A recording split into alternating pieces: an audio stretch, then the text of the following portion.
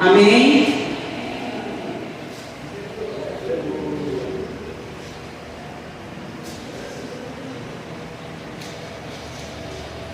Amém, igreja? Isaías 55, a partir do 6. E diz assim: buscai ao Senhor enquanto se pode achar, invocai-o enquanto está perto. Peço que a igreja repita comigo. Amém? Amém. Buscai ao Senhor, enquanto se pode achar, invocai-o enquanto está perto. Amém? Senhor, meu Deus, obrigado, Senhor, por essa oportunidade, Pai, de estarmos aqui reunidos em teu nome. Obrigado, Senhor, por mais um dia, Senhor, de vida. Meu Deus, quantos não ficaram, Senhor, em 2025, Pai? E nós conseguimos, Senhor Jesus, atravessar mais um ano na tua presença, Pai. Obrigado por esse privilégio, Senhor, de estarmos aqui, Senhor, com vida e na tua presença, Senhor. Quero te apresentar os novos, Senhor, que as nossas orações no ano passado, meu Deus, foram feitas, Pai, para que se rendessem a ti, e ainda não aconteceu, Pai. Mas eu tenho, Pai, a esperança que esse dia vamos ter surpresa, Senhor. Marido, filhos, Pai, parentes estarão aqui, Pai, com os joelhos dobrados, te adorando, invocando o teu nome, Senhor, enquanto se pode achar, porque vai chegar um dia, Senhor, que vai invocar, Senhor, e os eleitos vão estar lá em cima reunidos contigo. Obrigado, meu Deus. Obrigado pela tua graça, pela tua misericórdia. Obrigado, Senhor. Amém, igreja.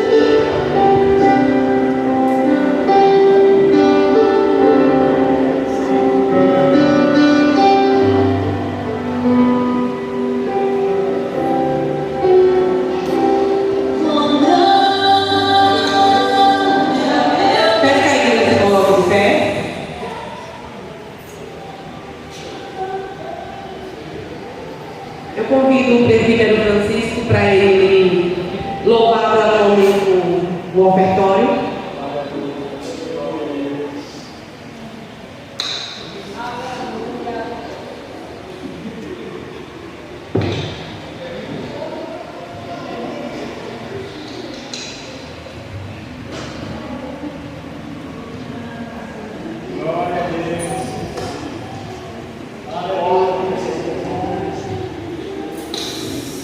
Louvado seja Deus. Salve a igreja, uma paz do Senhor, amém? Amém.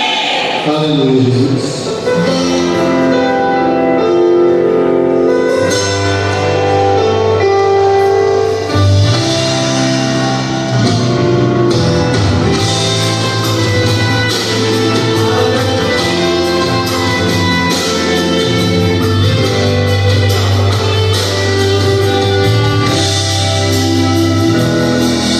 Eu não sei o que ele viu em mim.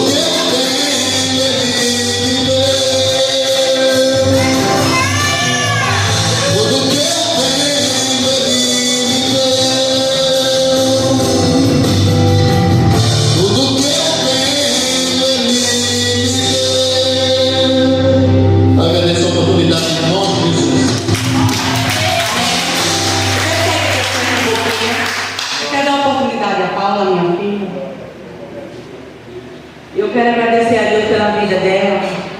Paulinha é uma bênção. Jejua mais do que eu. Ora. E eu quero agradecer a Deus por isso. Às vezes a gente, quantas vezes eu não pedi ao Senhor, Senhor, visita a minha filha. E Deus é bom. Deus é bom.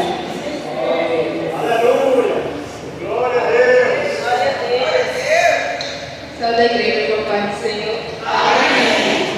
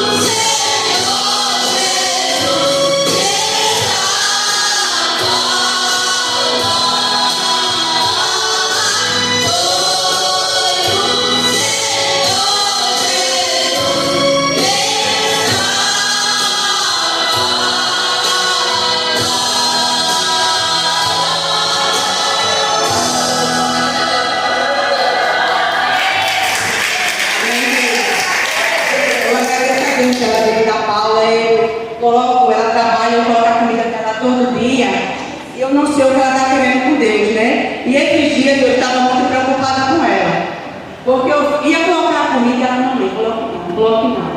E deu 2 dias, eu digo, menina, o que é que tem? Ela, nada não.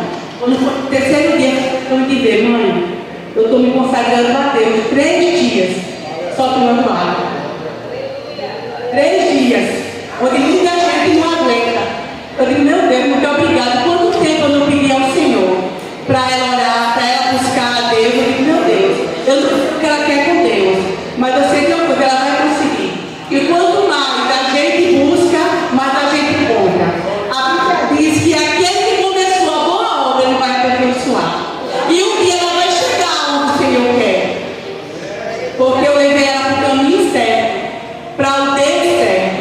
E eu só tenho a agradecer a Deus pela vida dela e pela vida dos outros. O Senhor coloca tudo no seu lugar. É tudo no tempo dele.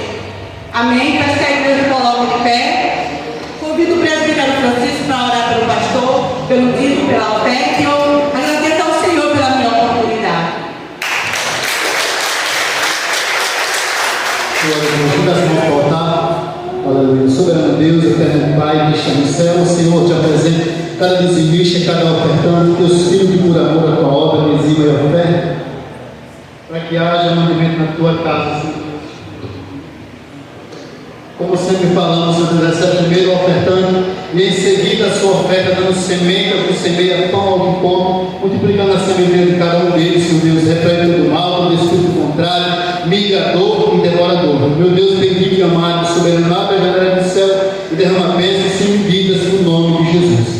Pai, nessa noite nos reunimos para te adorar, ouvir a tua palavra e se alimentar mais e mais dela, te apresentamos teu filho e administrar a tua palavra, usa ele como instrumento em tuas mãos e fala com cada um de nós para que possamos ser edificados pela tua palavra, que ele venha diminuir e o Senhor crescer e o teu nome mais uma vez ser glorificado. Eu te peço o que pedimos e agradecemos em nome de Jesus.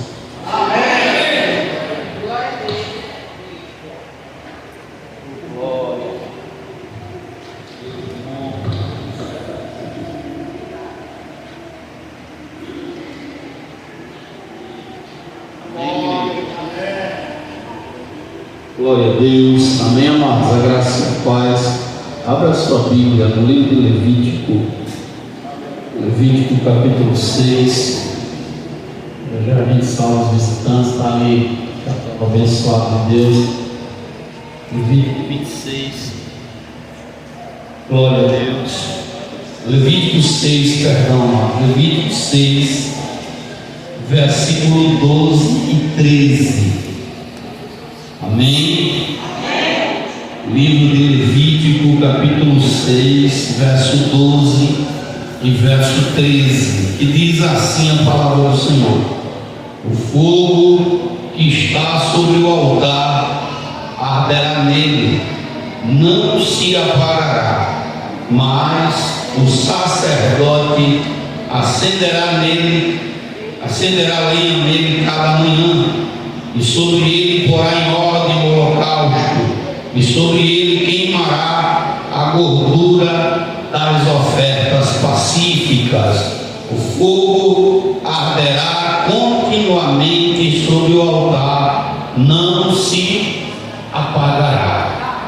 Senhor Deus, essa é a tua palavra que será ministrada nesta noite. Fala conosco, Senhor, que venhamos diminuir, mas que o Senhor cresça nesta noite, Pai, sobre nossas vidas mais uma vez, que teu nome seja glorificado, em nome de Jesus. Amém. Graças a Deus. Podem sentar, também saudando aos amados irmãos que estão conosco pelo YouTube. Quero também saudar os visitantes que estão conosco, a missionária Fernanda, o presbítero Paulo, que ficar aqui na frente, se sintam convidados. É um prazer recebê-los aqui, viu? Como é que a igreja diz, amados? Seja bem-vindo. Amém. De preferência, se gostar. Glória a Deus, né? Sejam bem-vindos a esta casa, amados. Hoje nós começamos a campanha do azeite 2026, né? 25 já fica soando na mente. E a gente começou o jejum hoje, de 6 da manhã ao meio-dia, tá? Para todo mundo fazer, não é um jejum que vai matar. Você come até às 10 da noite, depois vai se alimentar só no outro dia, meio-dia, está tudo certo. Até o dia 31. E para a gente entregar o azeite vai ser nas quartas-feiras aqui nos cultos de doutrina. Então todo culto de quarta-feira você prepara seu azeite. Se quiser fazer quarta campanha, eu recomendo que faça, porque vale a pena. O ano é muito longo, ao contrário do que muita gente fala, a gente precisa sim de azeite. Mas eu quero falar nessa noite, como início da campanha, eu quero falar sobre o altar. Como está o teu altar? Como está você diante do Senhor? O nosso Deus se importa muito com o altar. Antes de entrar, eu vou falar nessa noite aqui de alguns tópicos, porque o altar que Deus se agrada, ele tem que ter lenha, o altar tem que ter gordura queimada, a gordura tem que ser queimada. No altar, o holocausto tem que estar em ordem, e nós não podemos deixar no altar nossas vidas cinzas. Então eu vou falar um pouco sobre o holocausto, um pouco sobre as cinzas, sobre a lenha e sobre as gorduras. Mas antes de falar um pouco dessa parte, escute bem, o altar, ele é onde a gente faz o sacrifício, oferece o sacrifício a Deus. Nós somos o sacrifício vivo aos olhos do Senhor, porque Deus se agrada daquele que honra seu nome, daquele que anda de acordo com a sua vontade. Mas antes de falar disso, eu quero falar um momento em que Israel, livro de 1 Reis 18, louvado seja o nome do Senhor. Israel estava vivendo um momento em que o povo tinha permitido que o altar deles fosse rachado. O povo não tinha mais um altar diante de Deus. A seca tinha tomado conta de Israel e o povo passou um período de 3 anos e meio sem que uma gota de água, o orvalho. Eu me lembro agora dos dias que a gente estava no monte lá, nas terras da missionária Helena, e às vezes não chovia, mas o orvalho molhava a terra, estava bem frio, e principalmente quando chegava meia-noite, 1h, 2, 3 da manhã, era que ficava a terra bem molhada. Mas nesse período nem orvalho vinha do céu, a terra estava seca, não tinha uma gota de água. E por que isso acontecia? Porque Israel tinha se entregado aos prazeres, que eu vou dizer dessa forma, aos prazeres mundanos de uma forma muito grande. Israel tinha como seu rei Acabe, e Acabe casou-se com uma mulher por nome de Jezabel. Jezabel foi uma mulher que irritou ao Senhor por demais. Acabe foi um dos reis que fez pior do que todos os outros. Deus detestou a maneira como Acabe governou, porque o governo de Acabe levou o povo para longe de Deus. E a Bíblia diz que após 3 anos e 6 meses de uma prova muito grande, a Bíblia vai dizer que Elias faz um desafio e reúne o povo, louvado seja o nome do Senhor, no Monte Carmelo. E o desafio era esse: o Deus que respondesse com fogo, esse era o Deus verdadeiro. No altar tem que ter fogo. O Deus que respondesse com fogo seria um Deus verdadeiro para ser adorado. Só que, escute bem, capítulo 18 de 1 Reis, lá no verso 30, Elias diz assim: então Elias disse a todo o povo: chegai-vos a mim.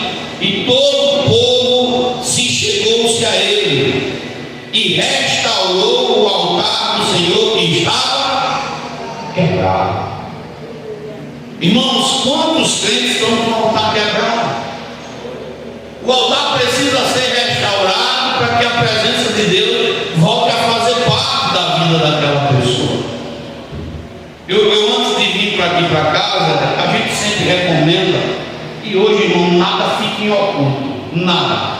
Hoje a maioria dos crentes tem pastor até que deixa de estar na igreja na virada do ano para estar na beira da praia. E a maioria do pessoal, até cristão, se veste de branco.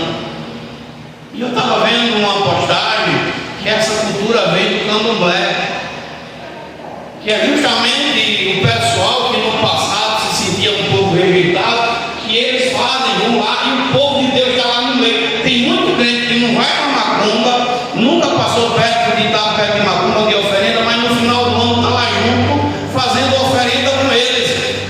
Porque eles estão fazendo oferenda para Iemanjá, para demônios, para Inhaçã, para tantos outros, e o cristão está lá vestido do mesmo jeito e cultuando esses espíritos malignos. E às vezes quando a gente vai falar, tem gente que diz assim, besteira, não é besteira, o altar quebrado. Pessoas que não sentem mais a presença de Deus, não sentem mais a graça. Irmãos, hoje tem igrejas, pastores, que cancelam seus cultos para estarem lá. Só para você ter uma ideia do que está sendo falado. Israel estava num momento em que Israel adorava deuses estranhos. Baal, Azera, eram os deuses que Israel estava adorando. E o altar estava quebrado. Eles não se importavam mais com as coisas que eram de Deus. E Elias diz: olha, se cheguem a mim. Como é que você está diante de Deus? Aqui foi falado agora há pouco que a Paula jejuou 3 dias. Amém. Que jejue mais 3, mais 3, mais 3. Que jejue muito mais, não só ela, mas toda a igreja, porque nós precisamos se chegar a Deus. A gente precisa ir até Deus novamente. E quando o povo está lá diante de Deus, ele diz assim: só tem uma coisa, você tem que restaurar o altar. Está quebrado. Como é que está a tua vida?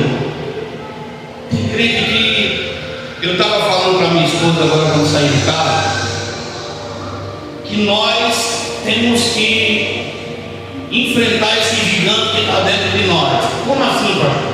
O tempo às vezes faz o crente relaxar. E aquele crente que antes orava, que antes jejuava, que antes tinha temor de Deus, ele perde isso. Aquela pessoa que orava todo dia, daqui a pouco um dia diz: não, hoje não, porque estou assim. Aí no outro dia já não ora mais, aí no outro dia daqui a pouco está longe. E se nós não lutarmos contra isso, a gente vai perder essa chama, esse fogo aceso no altar. A gente vai perder essa intimidade com Deus, que não deve ser perdida com o tempo. Parece que Deus, quando quer falar, ele vai juntando na minha mente, no meu coração, no meu espírito, um quebra-cabeça. E eu estava falando isso, tem a ver com o altar. Você vai ver porque o fogo ardendo no altar, louvado seja o nome do Senhor. O fogo arder tem a ver com a pessoa estar viva, tem a ver com vivacidade. O profeta Abacuque disse que aviva, Senhor, a tua obra no meio dos anos. E às vezes o tempo está chegando dentro da igreja morto, não tem força de dar um glória, um aleluia não sai da boca do crente. E eu estava vendo uma especialista falar, porque hoje tem especialista de toda forma, e nós somos a esposa do Senhor, e vocês somos a esposa de Cristo. E a especialista estava falando que para um casal manter a chama acesa e o casamento não cair no comodismo, no fracasso, eles têm que se beijar, porque o beijo acende a chama. Ó, eu já ouvi muito casal dizer que não gosta de beijar, e ela disse porque o beijo faz acender o fogo dentro de um e de outro,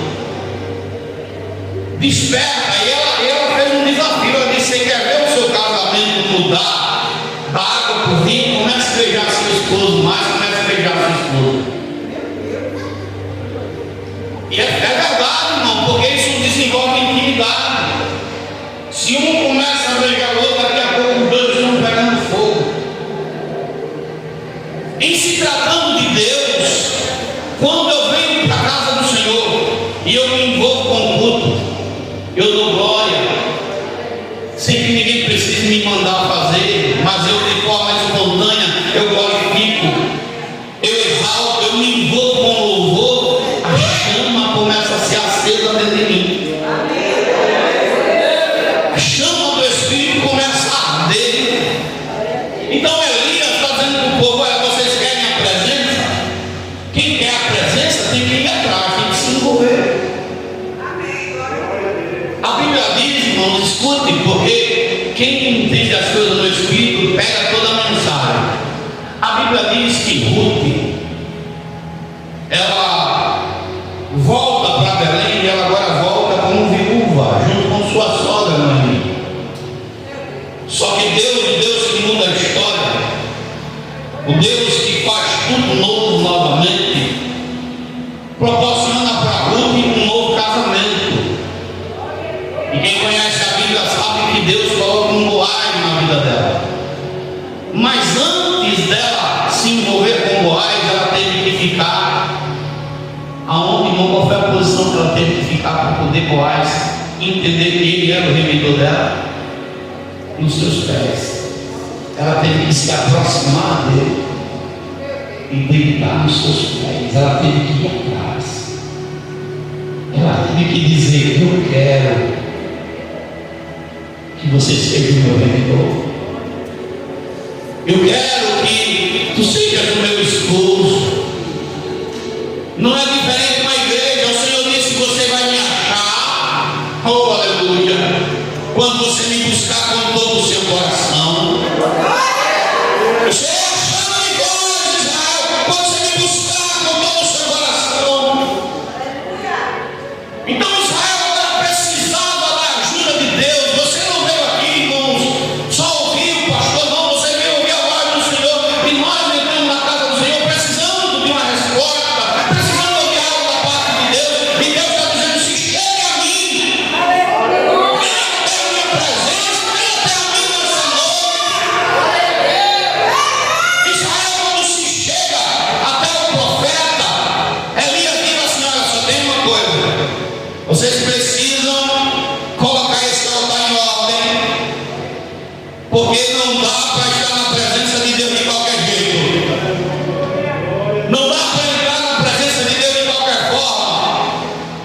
Eu hoje vi uma mensagem sobre usar aquilo que o Espírito Santo já me falou várias vezes, eu já trouxe aqui para a igreja, só corroborou com aquilo que eu já defendia, porque Deus matou usar. Imagina, para pensar, a arca estava na casa dele, de Abinadab, sacerdote, durante 20 anos, 20 longos anos. E usar, tanto ele como seu pai sacerdote e aí o seu irmão, não valorizavam a presença de Deus. Era como se isso não se importasse, Deus não fosse nada. Quantas vezes eu crente assim, irmão? Vem para a igreja, entra e sai, e não sente nada, e nem isso causa incômodo. Tem gente que já está tão acostumado, tão habituado de não ter o altar aceso, que acha normal, e não é normal eu e você sair da igreja sem sentir a graça. Não é normal sairmos da casa do Senhor sem sentir a presença dele, sem sentir que ele está. Não é normal o crente dobrar os joelhos da congregação e não sentir a presença do Espírito. E muitas das vezes acontece isso com o crente. Mas a Bíblia diz que um dia Davi diz assim: eu sinto desejo, o meu coração está ardendo para levar de volta a arca para Jerusalém. E Davi prepara tudo de acordo com os seus pensamentos, não com a palavra. Por isso que ele é reprovado. Um carro novo, ele faz uma festa. Só que quando os bois tropeçam, Uzá quis diante de Deus e do seu povo, praticar aquilo que ele praticava muitas das vezes no seu oculto. Ele começa a praticar hipocrisia, porque ele quer ter um zelo pela arca que ele nunca teve. Ele quer ter um cuidado que ele nunca teve, um amor que ele nunca demonstrou ter. E ele segura a arca, querendo impedir que ela caísse, e a ira de Deus se acende. É como se Deus dissesse assim: eu suportei 20 anos você me ignorando. 20 anos eu suportei você não querendo nada comigo. A minha presença na sua casa não significando nada. Mas agora diante do meu povo você quer dizer que tem zelo. Diante do meu povo você quer dizer que se importa e Deus mata ele ali. Às vezes acontece assim conosco, irmão. A gente está mais preocupado com o que as pessoas acham do que o que Deus está achando de nós. A gente está mais preocupado em agradar os outros do que agradar quem deve ser agradado, ao Deus Todo-Poderoso. Jesus entrou na casa de Marta. Marta estava tão preocupada com a casa, com os afazeres, mas Maria sentou aos seus pés. E a Bíblia vai dizer que Maria está lá sentada ouvindo, e Marta está indignada, dizendo: Senhor, tu não está vendo que Maria não está fazendo nada? E ele diz: Marta, Marta, tu está preocupada com muita coisa. Maria escolheu a melhor parte. Como está a sua vida com Deus? Você não tem que dizer isso para mim, não, é para você. Tuas orações,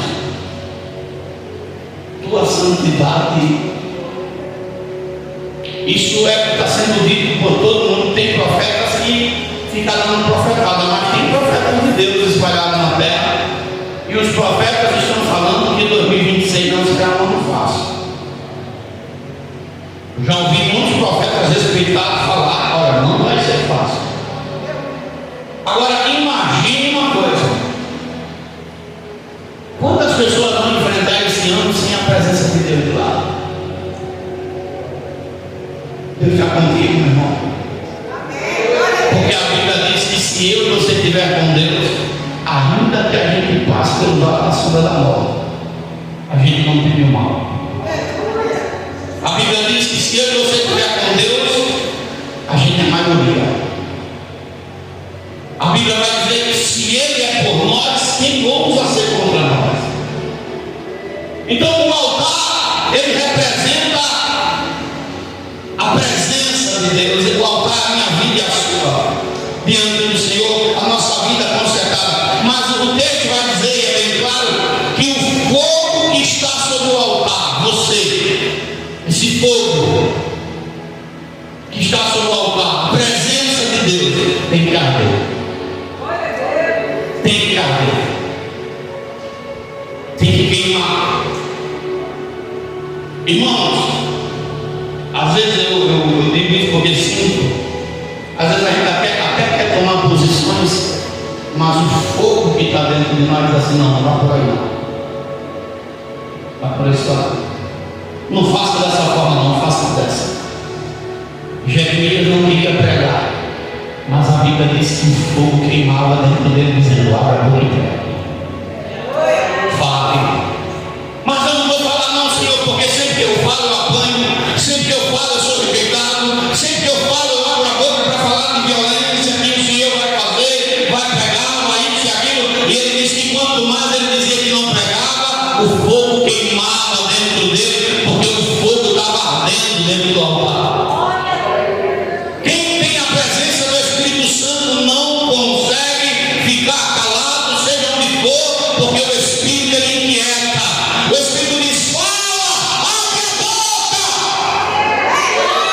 E não tem esse negócio, irmão. Escute bem, eu tenho que falar isso antes de trazer aquilo que Deus trouxe ao meu coração. Não tem esse negócio de dizer que não sabe falar quando o fogo está ardendo. Você pode ser gago, você pode ser analfabeto de pai e mãe, você pode não ter dinheiro, pode estar andando descalço, pode estar andando de roupa rasgada. Se o fogo arder dentro do altar, o Senhor diz assim: fala, fala porque eu me responsabilizo, fala porque sou eu que estou mandando. Nós que sentimos a presença de Deus e temos a presença de Deus, espírito inquieta. Eu me lembrei agora da senhora missionária, né? Ela queria falar que eu fosse na casa dela, só que não ligou para mim. Era mais fácil ela ter ligado, que eu ia. Mas ela pegou no caminho que foi o que Deus trouxe no coração dela. Vou orar. E funciona, irmão. Porque eu vou deitar e daqui a pouco na minha mente está missionária. Missionária, né? Poxa, que não tem para missionária, né? Que dá na minha cabeça o nome dela direto. E o espírito começou a inquietar. Era como se o espírito estivesse dizendo assim: ela está de joelho e está querendo que você vá lá. E passou um dia ou dois me incomodando. Eu fui na casa dela. Por quê? Porque na casa dela tinha uma obra. Que obra era essa? Seu esposo estava enfermo e precisava se acertar com Deus. E quando eu cheguei, ela disse: pastor, como é que está vendo o anjo? Está tendo uma visão. E ele já tinha aceitado a Cristo, já tinha aceitado a Cristo. Esse pastor, eu quero que o neto seja batizado. O que é que impede? Eu disse: nada, ele é casado com a senhora, está tudo certo. Tem água aí que se tem, uma caixa d'água lá no quintal cheio. Eu digo: não tem nada que impeça. Olha só, irmão, ela estava dizendo para Deus em oração: Senhor, eu quero meu marido batizado, eu quero que ele desça as águas. E ela estava falando com aquele que toca em mim, toca nela, toca em você, vai até onde ele quer ir, vai em qualquer lugar com o Espírito, com Deus. O Senhor disse: vai lá, batiza ele, faz ele descer as águas. Amados, o fogo, a presença de Deus é diferente. Crente cheio do Espírito é outra coisa. O fogo tem que arder. Diga comigo: o fogo, a presença de Deus. Amado, não tem coisa melhor do que a presença do Senhor. Quem aqui já sentiu isso? Às vezes a gente tem medo de algo, mas quando a gente sente que Deus está conosco, a gente diz assim: o medo passou. Pode acontecer o que for, porque Deus está do meu lado. Deus está comigo, não vou ter meu homem. A presença dele nos dá segurança. A presença dele nos traz aprovação. A presença dele faz a gente vencer. A Bíblia diz que Moisés, ele desejava tanto a presença, que Deus chega e diz: Moisés, eu não vou levar você mais não. Vou mandar uma mão. Porque se eu for no meio do povo, Moisés, eu mato. Estou vendo umas coisas aí que não é do meu agrado, não. E eu vou matar se eu for. Então o anjo vai cumprir a palavra. Aí Moisés diz o quê? Se o Senhor não for, não me faça sair daqui. Eu não vou não. Eu quero a tua presença. Moisés olha para Deus e diz assim: eu quero ver a tua glória. Olha o que ele está pedindo para Deus: eu quero ver a tua glória, eu quero sentir, quero te ver. Aí Deus diz assim: Moisés, homem nenhum pode me ver, ficar vivo, mas eu vou fazer algo contigo, Moisés. Eu vou te esconder na firma da rocha. Quando eu passar, eu coloco a minha mão ali é Cristo, irmão, a rocha é Cristo também. E tu vai me ver pelas costas.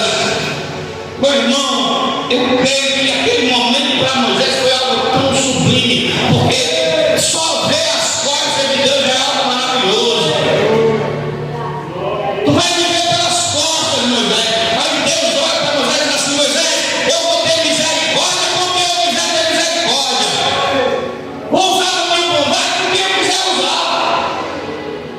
Amados, a presença de Deus, o fogo, a presença do Espírito Santo não pode faltar na vida do crente. É por isso que nós insistimos todos os anos pela campanha do azeite, pela presença do Senhor. O que tem de crente morto, irmão? Quantos você conhece aí que não tem mais a presença? Pessoas que antes pregavam, que antes eram bênçãos, instrumentos na mão de Deus, e que estão travados. Eu conheço uma porção de gente boa, mas que por uma coisa ou outra deixou o altar achar, deixou a presença ir embora. Aí o Senhor está dizendo: olha, não é só ter fogo. Porque se a gente disser assim: deu glória, tem gente que vai dar glória. Minha sogra é a primeira. Tem uma amiga lá, tá vendo? Há um grito alto que eles estão da casa. Mas não é só glória. Não é só um beijo. Porque eu falei que acende a chama do casal com um beijo, mas é um beijo que o outro sinta que realmente você está apaixonado. Não é só um glória. Tem que arder. Tem que arder dentro. E sabe o que é que significa a palavra arder? Calor intenso. Por isso que eu falei do beijo. Porque se um casal beija o outro, realmente um desejando o outro, Deus se esquenta. Pega fogo, pega ou não pega? Pega. Você quer ver se eu estou dizendo alguma besteira? Chega em casa mais tarde com o seu marido, com a sua esposa, e taca um beijo de amor nele para você ver se o fogo não pega no arraio. Você vê se a metade dos problemas não cai por terra. Ah, pastor, ele não vem atrás de mim. Esther também estava passando pelo mesmo problema. E ela fez o quê? Ficou de braço cruzado ou foi atrás? Se Maomé não vai para a montanha vai até Maomé. Não é assim uma adagio? E ela foi lá, ela disse: olha, eu não vim chegar aqui brigando, não. Eu não chego lá dizendo: olha, eu estou assim, assado. Não, ela chegou dizendo assim: eu tenho um banquete preparado para você. Tenho algo preparado. Então o fogo tem que arder, calor intenso. Sabe o que isso significa? Vivacidade. Deus não é Deus de morto, Deus é Deus de vida. Está na casa do Senhor e dá um glória para dentro. Glória a Deus. Glória a Deus. Tem crente que não tem nem aleluia. Embora até as palavras. Aleluia. Não, irmãos, não. Para Deus tem que ser perfeito. Aleluia. Santo. Tem que arder dentro de mim, de você, a vontade de glorificá-lo. A Bíblia diz que tinha 10 leprosos, 10 leprosos.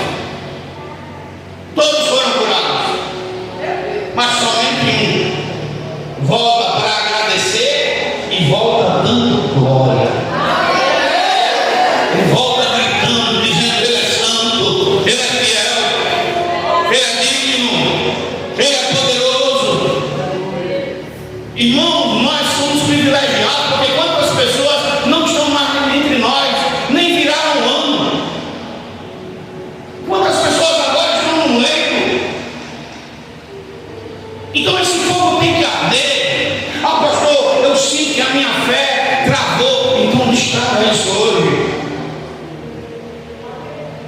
Faz a oração de Abacuque na tua vida. Viva, Senhor, de novo minha vida. Me faz voltar a ser como antes. Deus, eu não quero perder, meu Pai, a tua graça, a tua presença.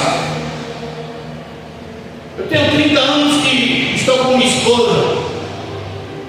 E você pensa que para nós casamento se manter aceso é por quê? Porque a gente não abriu mão. No instante, né? No instante foi-se embora 30 anos. A gente não abriu mão de estar unido, conectado. Ela se acorda, escute bem. Se eu falhar, ela cobra de mim. Se eu falhar, eu cobro dela. Minha filha também não me deu um beijo, não. Sim, é por isso que a chama está acesa. É por isso que nesses 30 anos a gente superou. Você já entrou na casa de Deus dizendo assim: Senhor, eu estou com saudade de ti. Estou indo parecido com a graça, Deus. Estou fazendo essa conexão entre uma vida e um relacionamento que não está frio. Quantas vezes eu chego no ouvido dela e digo: minha filha, eu estou com saudade de você. Ela diz a mesma coisa. Se eu posso fazer isso com um ser humano, por que eu não posso fazer com Deus? Deus, eu estou com saudade. Se com a graça,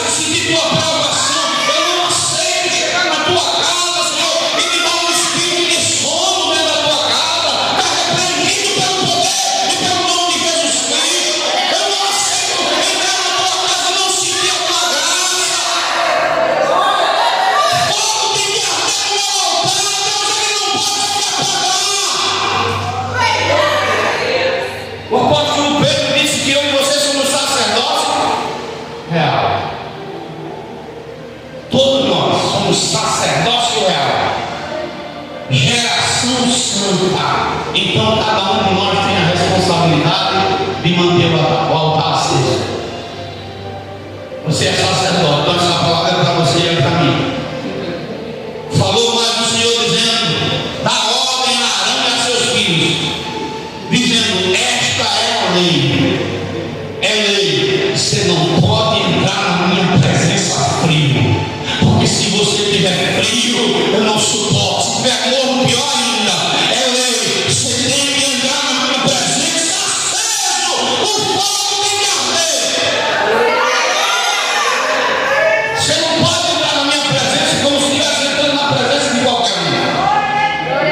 Então Paulo, que no passado, quando o sacerdote entrava no Santo dos Santos, a Bíblia diz que ele tinha muro de cima amarrado na sua veste sacerdotal. Amarrava uma corda na sua cintura. E o sacerdote entrava para oferecer o holocausto. E quando ele chegava lá para oferecer o holocausto, se não tivesse barulho nenhum, quem estava lá fora dizia: Deus não aceitou. A vida dele não está aprovada por Deus. Mas quando ele chegava dentro do Santo dos Santos, e o povo começava a sentir lá fora o barulho, porque quando ele chegava na presença, ele balançava, ele sentia a graça, ele sentia a vontade da glória, e o povo que estava lá do lado de fora dizia: Deus recebeu, Deus aceitou, Deus ouviu a oração, Deus está ali, sem aceitar a oração dele, porque o fogo estava ardendo no altar do sacerdote. Escute, aquela mulher tinha 12 anos, 12 anos, que padecia de uma enfermidade.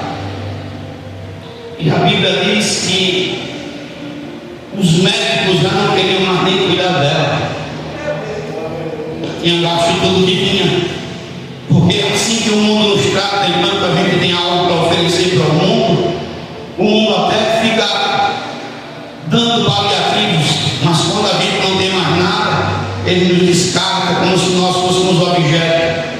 E aquela mulher agora estava doente, cansada, aquela mulher estava enferma, mas a Bíblia diz que ela ouviu falar do médico, dos médicos, e ela decide dentro do coração dela: se eu tão somente tocar na orla da sua veste, eu vou ficar sarado. Mas você pensa que era fácil ela tocar? Não.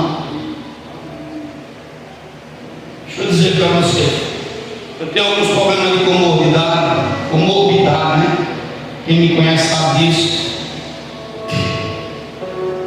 E às vezes eu dou 10 passos e não aguento, eu tenho que parar, porque a circulação não permite.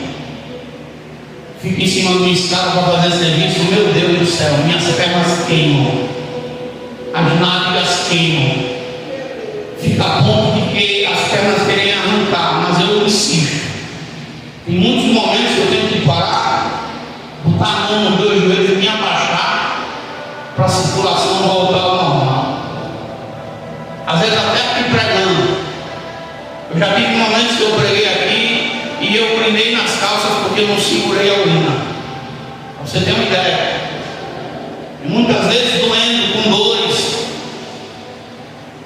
Mas aquela mulher para chegar até Cristo não foi fácil.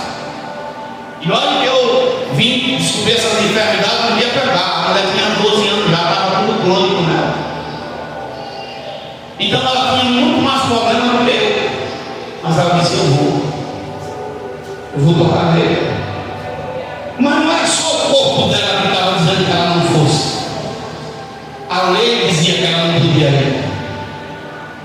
Porque a lei dizia que o leproso, que quem tinha um fluxo de sangue, quem tinha uma enfermidade, não podia se aproximar.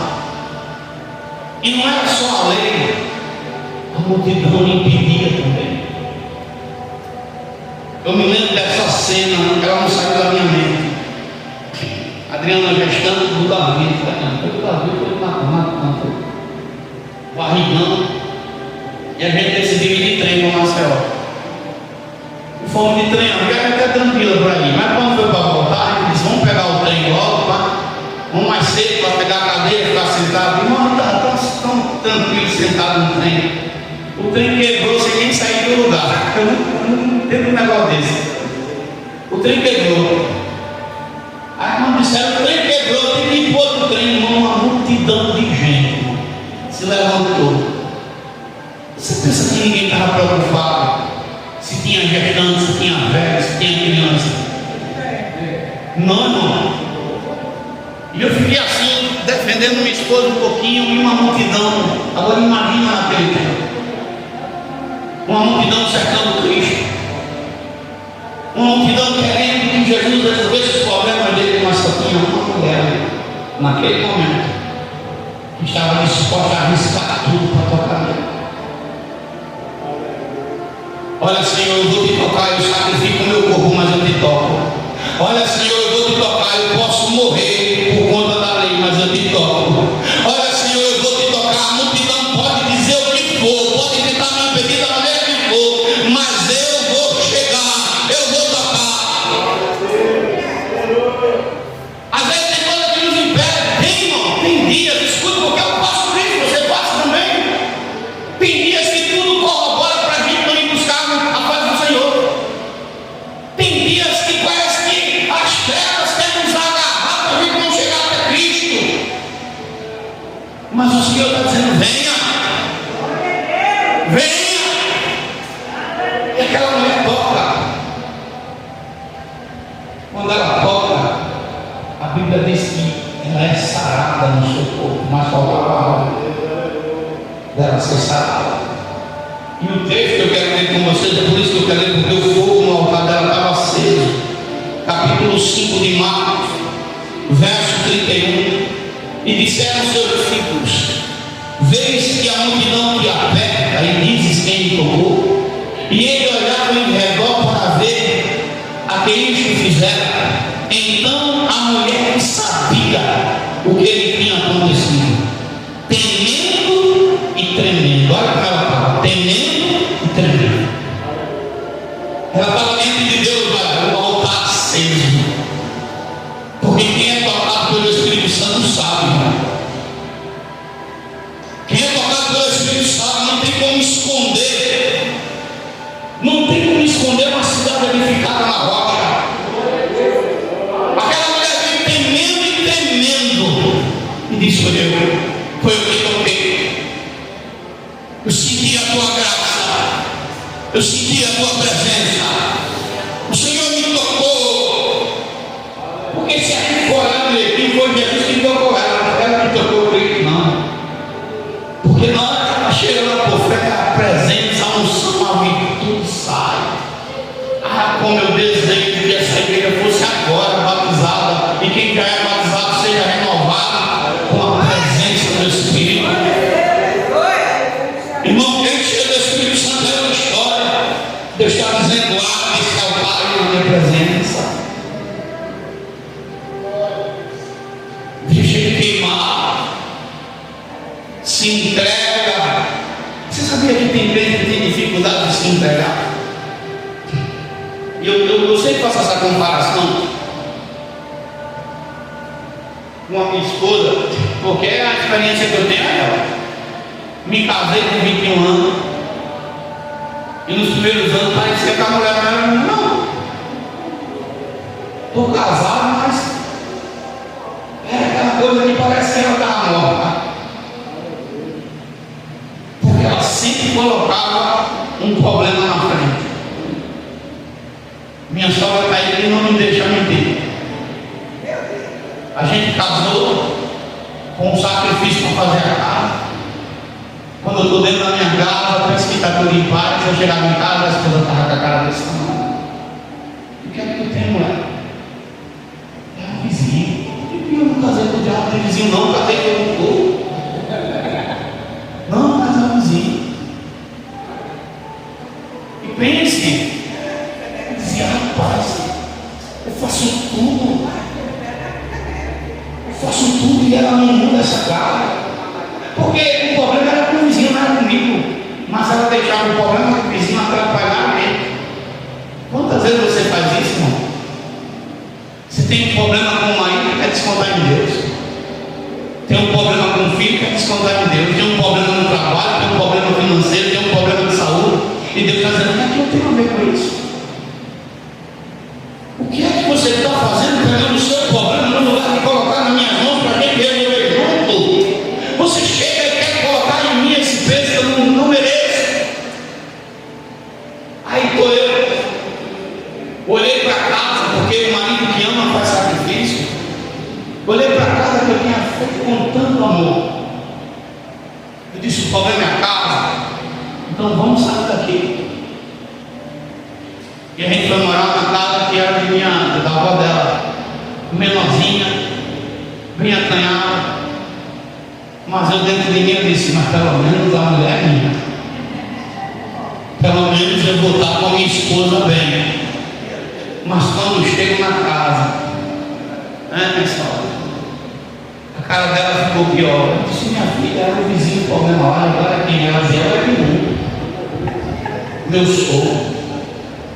Mas rapaz, agora é conosco. Como é que a gente faz?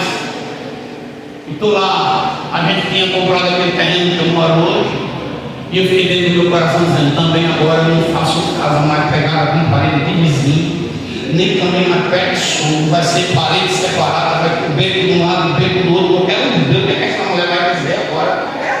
Eu quero ver se de fato a gente não está casado. Por quê? Porque eu queria chegar em casa, eu queria que ela me desse um beijo de mulher apaixonada. Eu queria que ela chegasse em casa e ela dissesse assim, cara, você é o cara mesmo, que trabalha, que faz as coisas acontecer.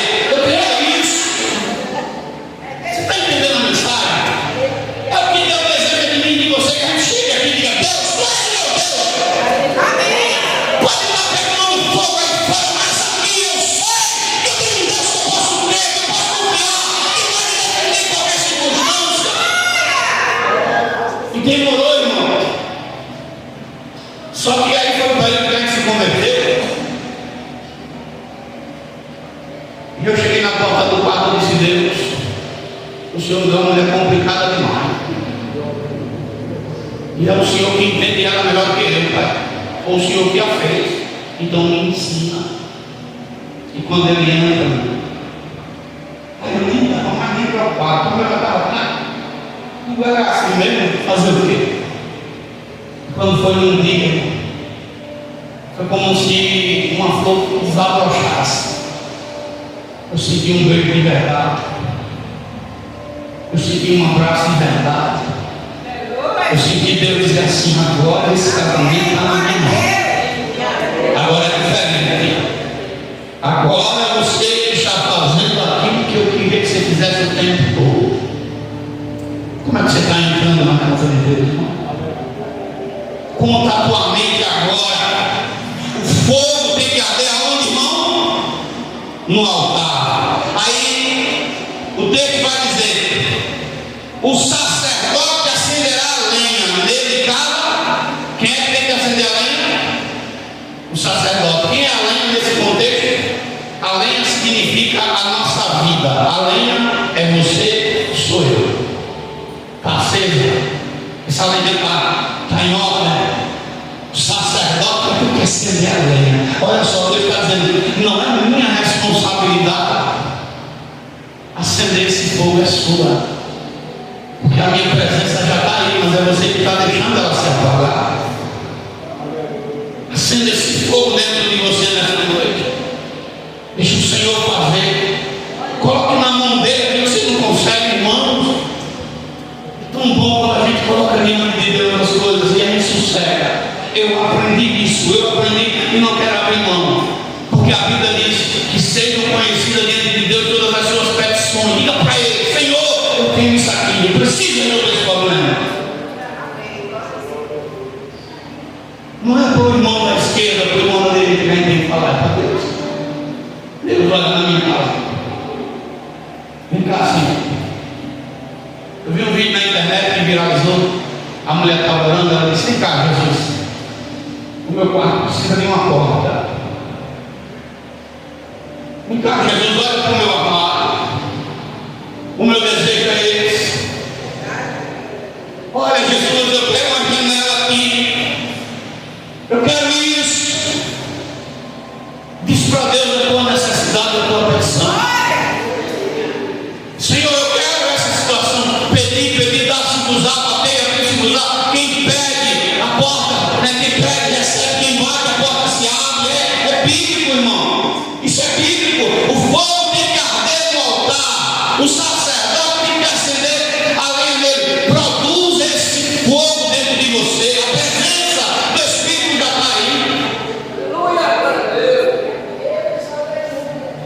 Irmãos, olha, lá no São Caetano,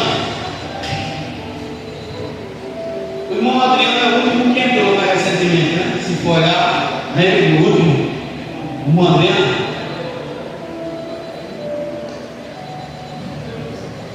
Se for fazer uma comparação, ele era meio cru ou não quando chegou? Mas ele aprendeu a acender o fogo.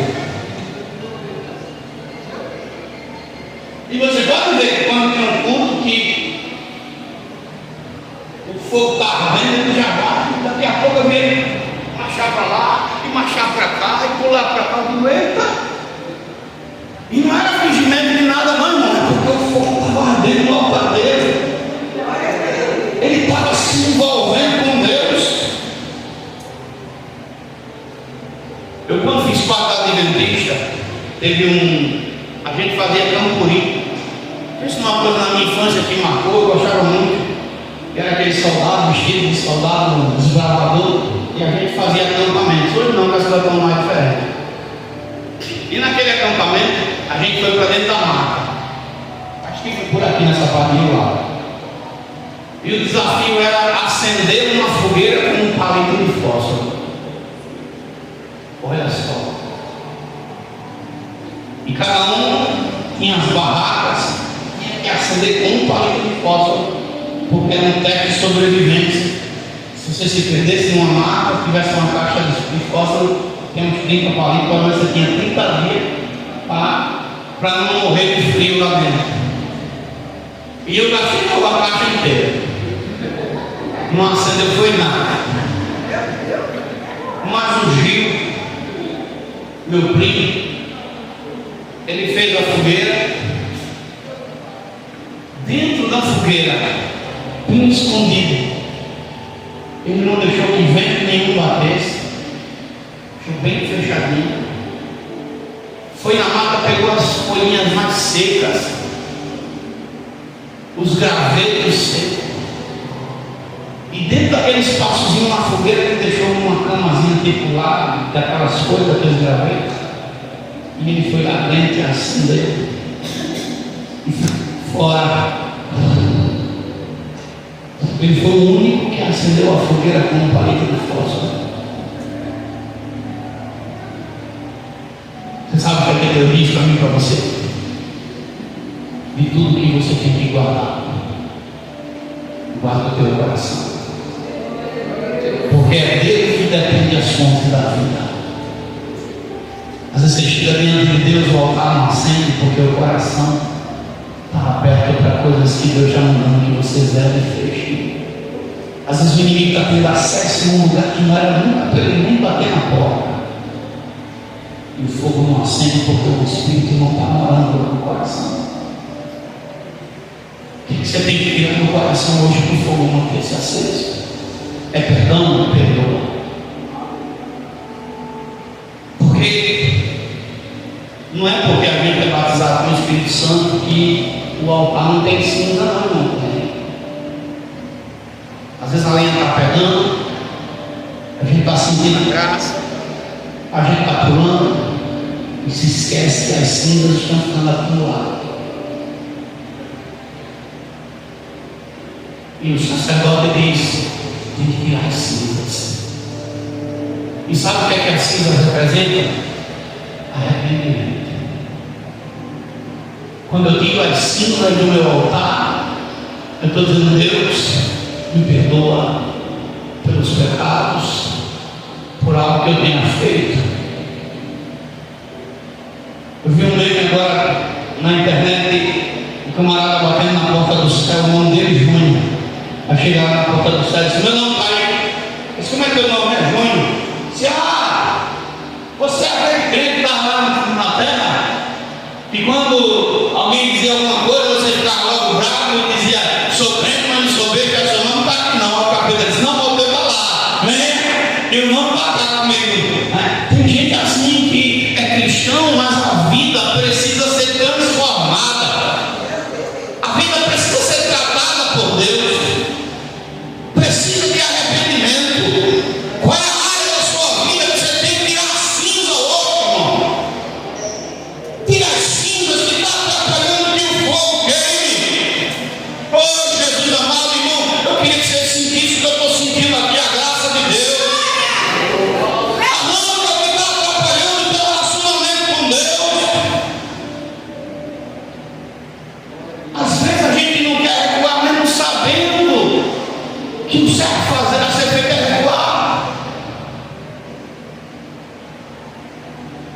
Veio na minha mente, aquele final de ano eu me lembrei do meu sogro, veio na minha mente ele agora no. Outro dia eu liguei com ele, aí liguei pesado para mim. Aí eu disse em casa, eu não vou mais na casa dele.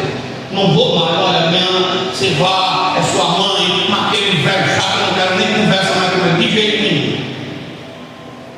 Disse, o menino pode ir, eu não vou impedir, mas eu não piso lá. Davi tinha 5 anos de idade, eu acho. 5 anos por aí. Eu estava com o Davi dentro do carro, o Davi olhou para mim e disse, mas pai, o que me custa para o Senhor pedir perdão?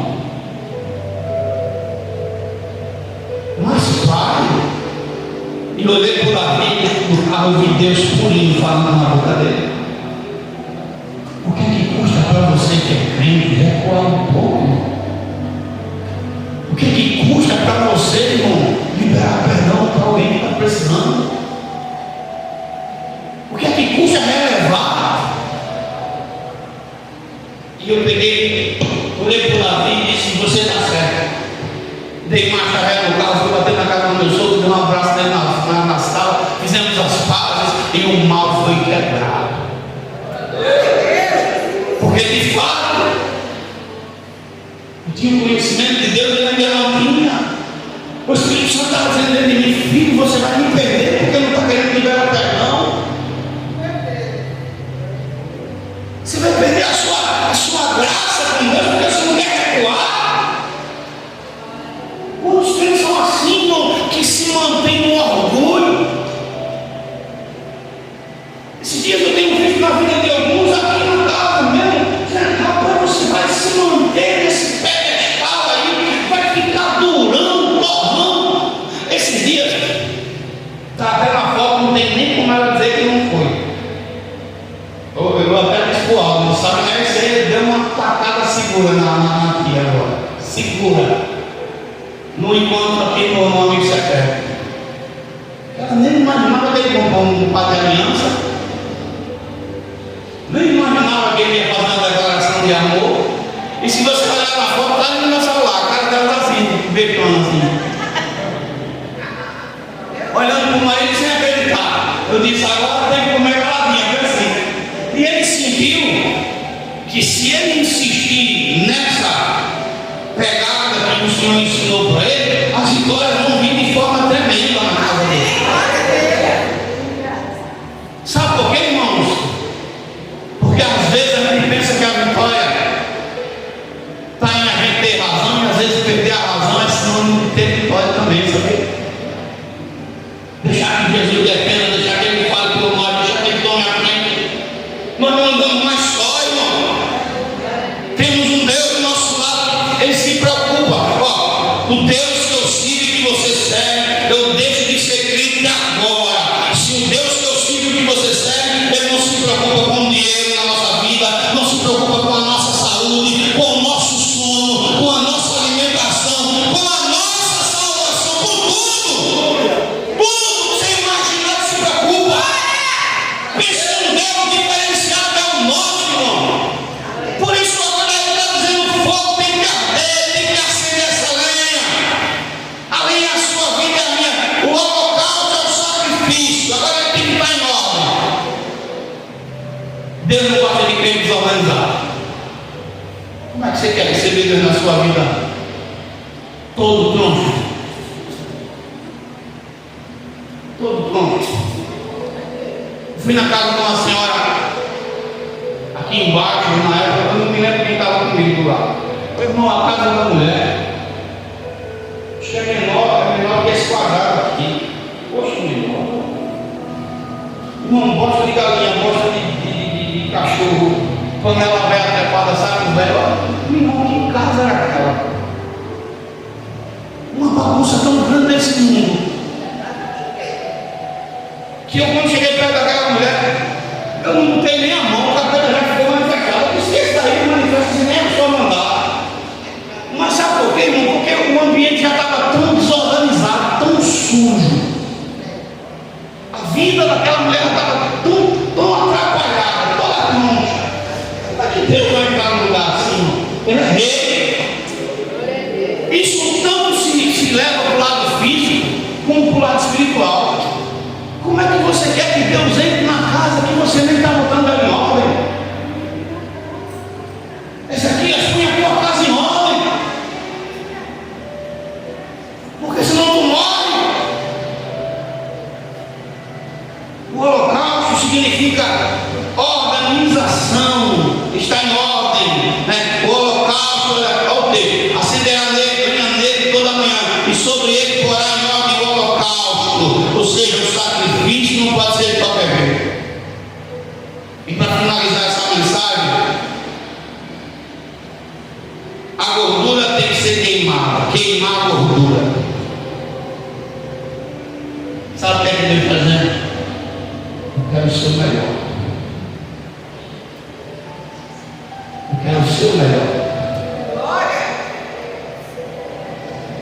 Eu não quero metade que é o melhor, eu quero ser. Seja de que área for, que é o nosso melhor. É que a gente esteja pronto. A gordura, olha só, irmão, que coisa linda. Ó. E sobre ele queimará a gordura das ofertas pacíficas.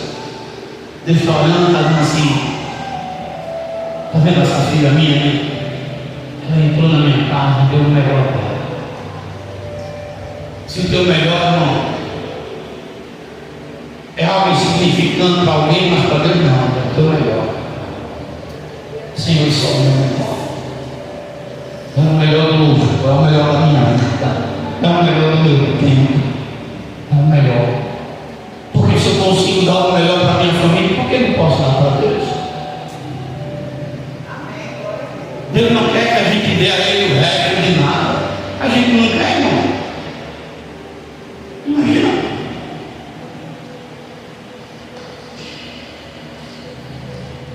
Escute, eu termino. Chega em casa hoje e vai dar um beijo no seu marido e ele vem daquele beijo de velho de boca murcha para ver se você quer dar outro nele.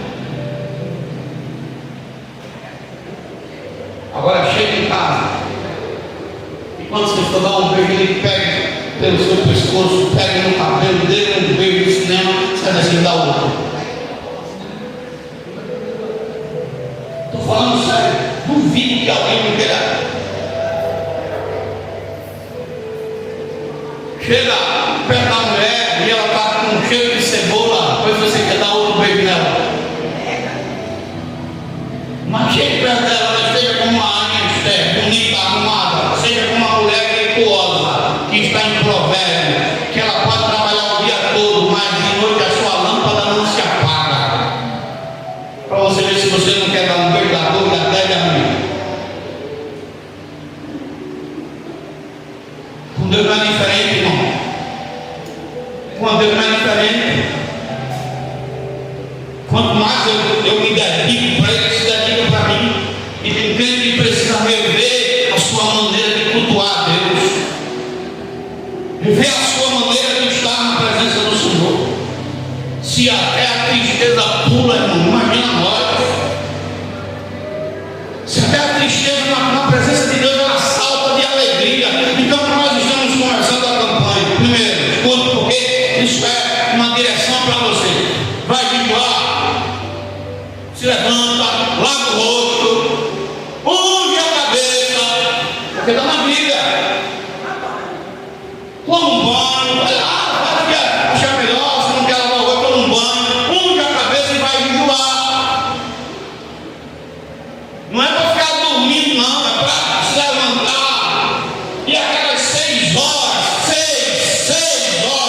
que você diz que vai dar para Deus, aproveita para louvar, aproveita para ler Bíblia, aproveita para orar, aproveita para falar com Ele em Espírito, aproveita para chamar Ele para a tua casa, aproveita de Deus, me mostra o que está errado aqui na minha casa, o que o Senhor não se agrada, e tira quando Ele me mostrar, tira, joga fora.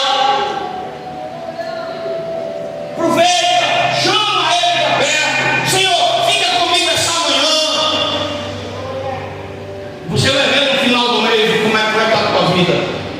Você vai ver no final do mês que só vai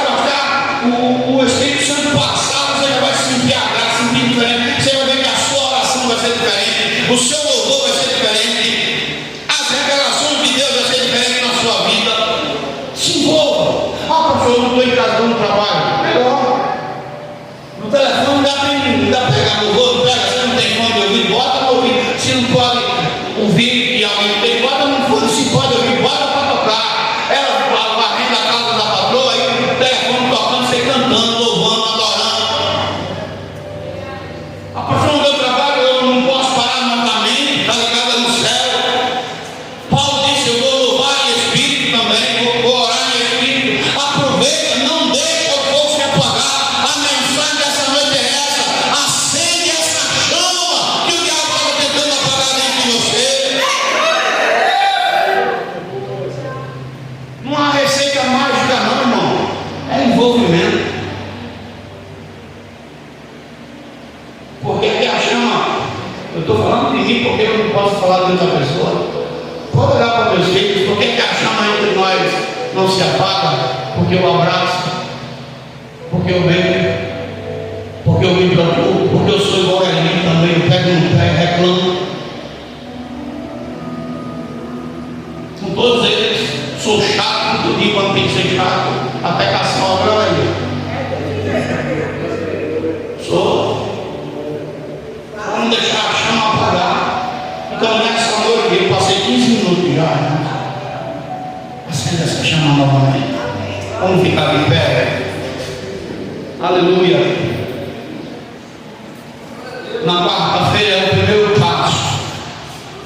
Se você quer fazer parte da campanha, você vai fazer o seu azeite. A gente vai ter aqui um recipiente para ser colocado. E no final da campanha você recebe seu azeite de volta. Agora recebe ele de forma diferente. De que forma, pastor?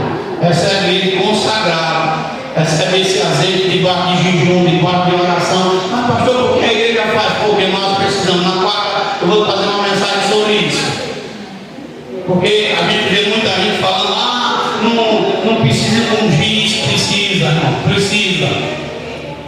O rei Davi, ele orou para que o filho não fosse morto, o filho que ele tinha com Batseba. Deus preferiu que o filho morresse, mas a Bíblia diz que Davi se levanta, toma banho, se unge e vai para a casa do Senhor orar. O azeite é para botar nas feridas de quem está enfermo. O azeite é para curar, sim.